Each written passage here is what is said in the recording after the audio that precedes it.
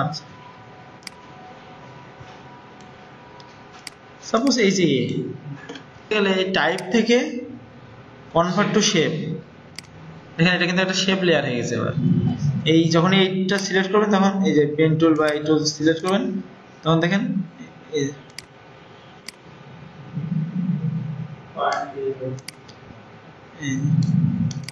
দেখছেন সব কিন্তু সিলেক্ট হয়ে গেছে।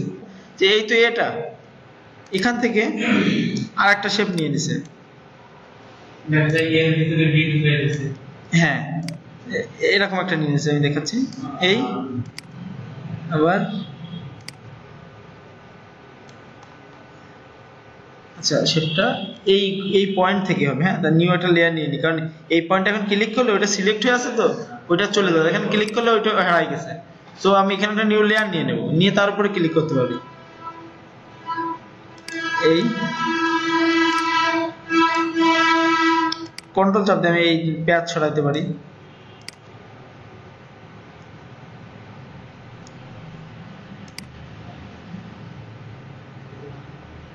দেখবেন আপনার এরকম লোগো দেখতে পাবেন মানে অনেক জায়গায় হয়।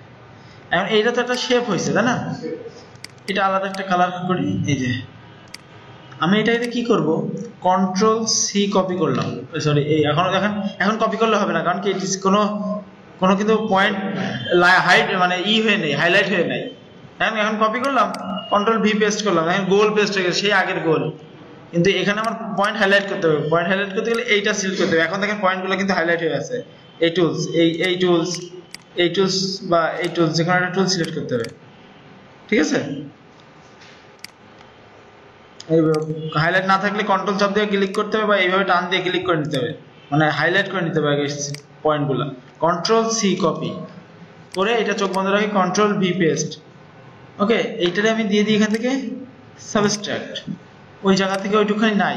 এবার আবার এখানে আমি এটা ক্লিক করবো, করে এটাকে ফিরাই নিয়ে আসবো, নিয়ে এটাকে আবার কালো দেবো, দিয়ে একটা কাজ করি সেটা হচ্ছে কন্ট্রোল টি, এটাকে হালকা একটু সরাই দিব।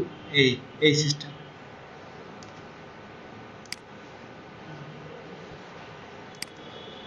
এগুলো আমরা টোটালটাকে এইভাবে সিলেক্ট করে নেব।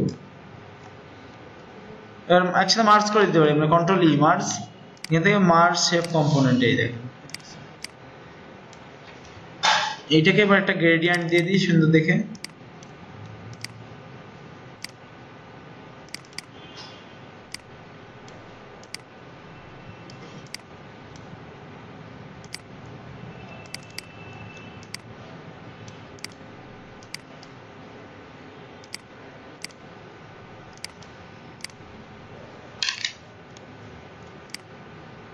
বুঝে গেছেন?